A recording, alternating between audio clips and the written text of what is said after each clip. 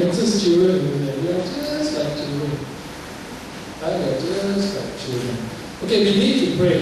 Okay, brothers and sisters, I continue to encourage you to make time to come for the church and prayer. Okay, we actually make it quite convenient. The last time we used to have it on Wednesday night, which I know a lot of you say, wow, Wednesday night is a tough night. We work, we come back late, we are tired. What about morning, Sunday morning? It's a good time. You don't have to sleep until 10 o'clock. Your normal time of during the weekdays, maybe you get up at 6:30, 7. Okay, Sunday extra 1 hour to go. You still can make it for church and prayer. I want to encourage you to come. In order for the vision of God to be come into reality, we need to pray. Without prayer, we won't get it. Okay, we need to pray. Even as we come together as a church to pray, it also shows that the unity of the Spirit. Okay, we are united, we come to pray. Alright, we come to pray. Look at how we pray now. What the Bible says, how many of us pray like that? I know a lot of us pray lying flat and pray. That's the easiest and most comfortable posture we can have. Huh? Sometimes I do it, but sometimes I lie on my chest. But many times I know at the end of my prayer, instead of saying amen, we're snoring. Okay? After such a great event, we cannot imagine what Elijah went through. Imagine the 400 over Baal prophets against one man. They were shouting and screaming and all that. Elijah, the way he did it was, he even poured water and asked them to pour water on the offering, even fill, what do you call it, things surrounding the offering, fill the water.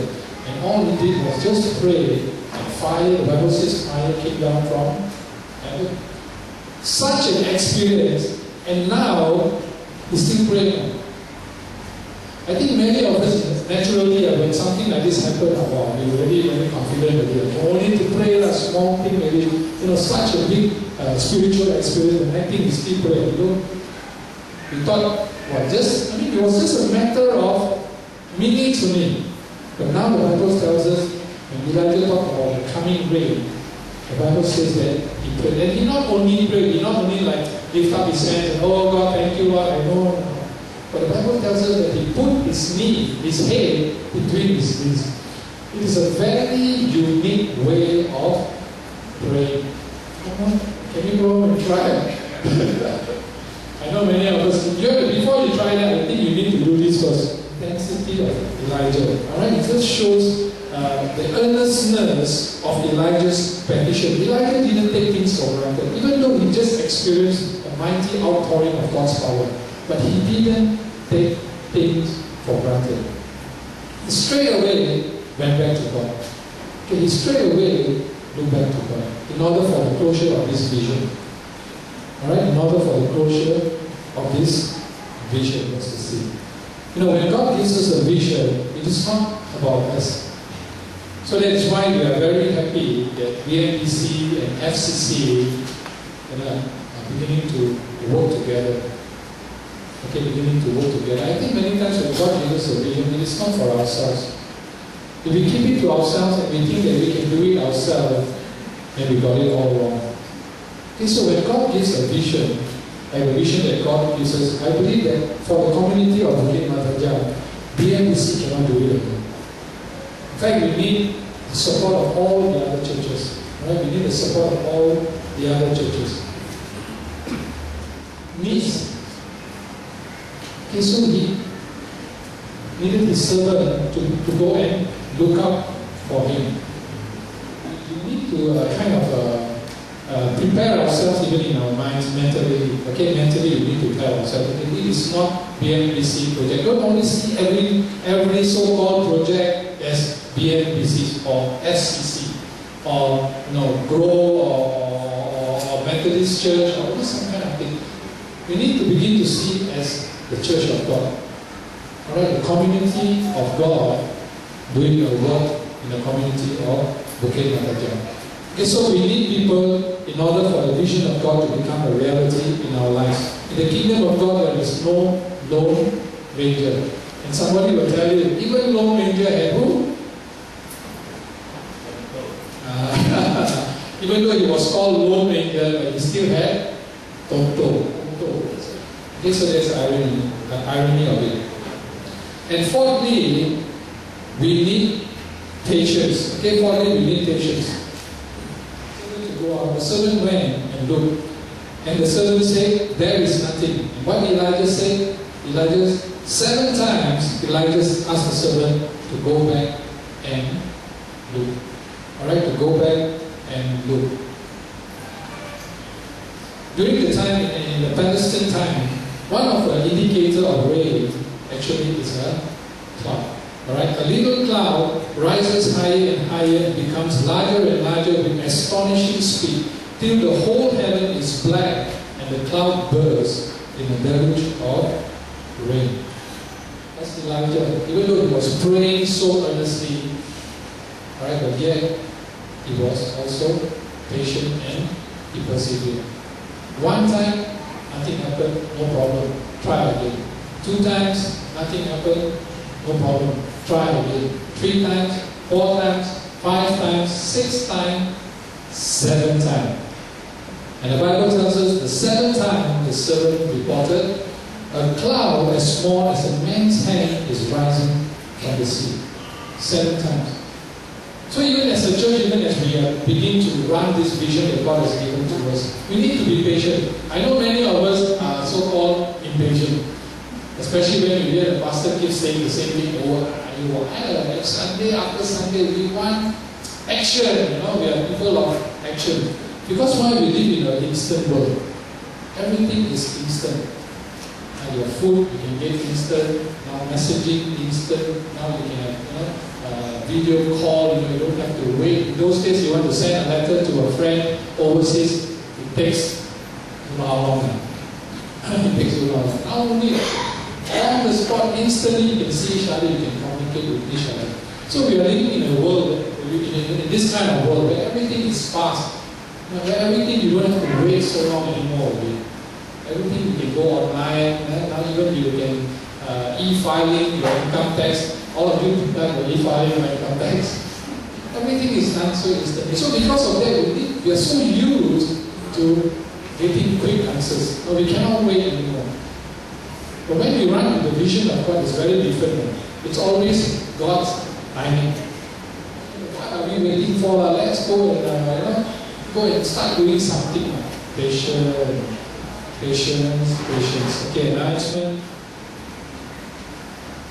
Yeah, you need to swallow a lemon. You need to pray. We need people. That means we need to begin to network with others.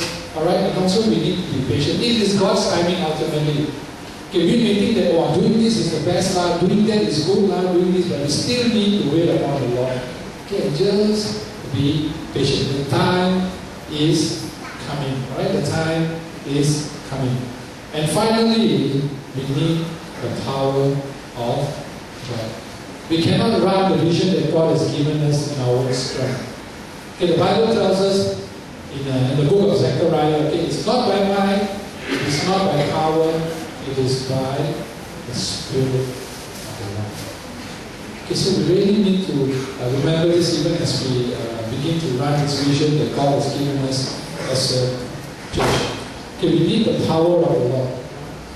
Because it is not us that is going to transform the community. It is not us that is going to change lives on that. It is the Spirit of God. If God's Spirit don't work, don't move, you can do everything now. You will never see results. But if it is the Spirit of the Lord, then things will be much easier. Transformation will be much easier. The sky grew black with clouds, the wind rose, a heavy rain came on, and Ahab rode off to Jezreel. Then verse 46, the power of the Lord came upon Elijah, and tucking his cloak into his belt, he ran ahead of Ahab all the way to Jezreel.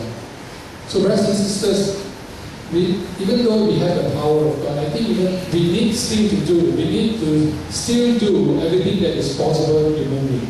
You'll notice that in this passage of in this verse, even though the power of God came upon Elijah, but what did Elijah do? Elijah had to still tuck his cloak into his belt. Because if he didn't do that, it would become an hindrance to him. Alright, he cannot run with his cloak. Then you know what is cloak, right? The vest, you know, the very good example is the vesti, Indian vesti. You see the Indian man, the chettiar in those days wear. Nowadays very hard to see people wearing that. That is, or you wear a baju kurung, or you wear a sari, you know, this kind of long gowns. You cannot really run fast with that. Do something that is humanly possible. Alright, he still had to remove those hindrances, the thing that will hinder him from running fully in the power of God. So likewise, even as we have this vision, what are some of the hindrances we can think of that we need to kind of push aside? Thinking that BNBC is about BNBC, you know, or the community in Bukit Bintang is only about BNBC. So it may be, the hindrance could be our mindset, the way that we think. Or even it could be the way that we do things. You know, maybe you have a set way of doing things. You need to change that. Otherwise, even if the power of God comes, you will not be that effective. Talk about vision. Okay, let us continue to position ourselves. You know, do whatever ways. Position ourselves. Let us come together and pray. You know, let us begin to network with others. Let us begin to let us even be patient, especially Pastor Wei. I was thinking, Pastor Wei has been talking about this, talking about that. Why we are not doing, or why not we have a project? Why are we not starting the project? And the second thing is, like he said last Sunday, I think he was saying, you know, he said, don't wait for the church to start a project. Then only you want to jump in. Okay, you can always start it on your own. Okay, as a cell group, even among your neighborhood, you see there's a need, you can begin to do something about it, and then you can maybe even bring it to your cell group, you know, to adopt the work. Okay, you can start small. You don't have to start one big project. Last week we were having our pastors meeting, and one very interesting thing that Pastor Wei was saying is, he says that what he sees that maybe there will come a time where people will ask, hey, BNBC, what project you all are doing? And then Pastor Wei will say that he might have to tell the people, actually BNBC got no project. We don't do projects.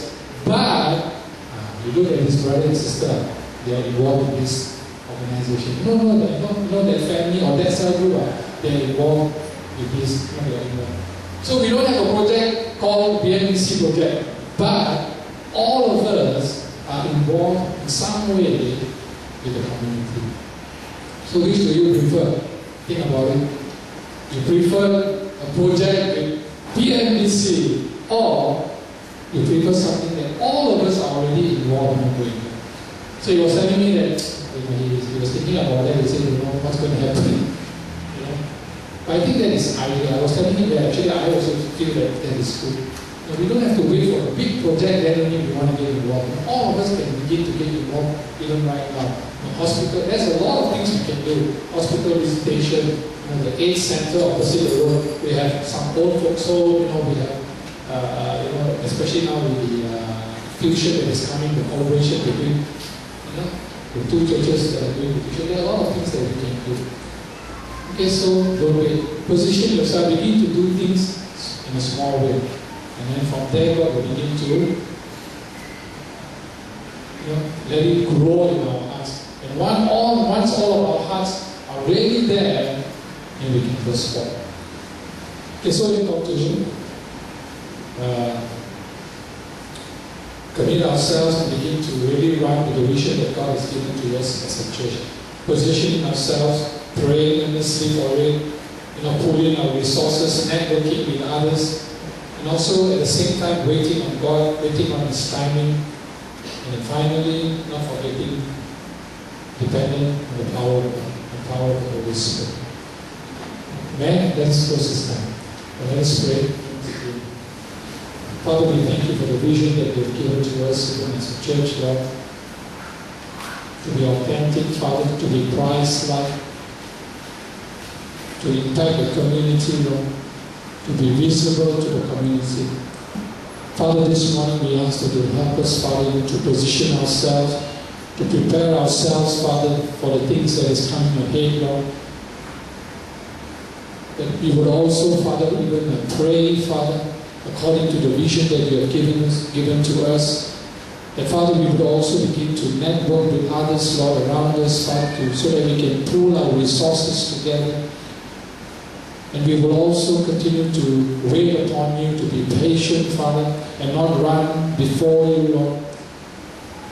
Father, we just want to thank you, we want to praise you. And even as a church, Father, we commit ourselves, Father, that truly you will use us, Father, to touch the community that is in BN, Father, so that your name, Father, will be glorified.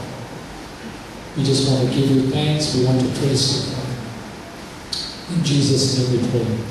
Let us arise and receive the benefit. May the God who gives endurance and encouragement give you a spirit of unity among yourselves as you follow Christ Jesus, so that with one heart and mouth you may glorify the God and Father of our Lord Jesus Christ. May the God of hope fill you with all joy and peace as you trust in Him, so that you may overflow with hope and by the power of the Holy Spirit. May the God of peace be with you all. Now may the grace of the Lord Jesus Christ and the love of God our Father and the fellowship of the Holy Spirit be with you now and always. And all God's people say, Amen. God bless you.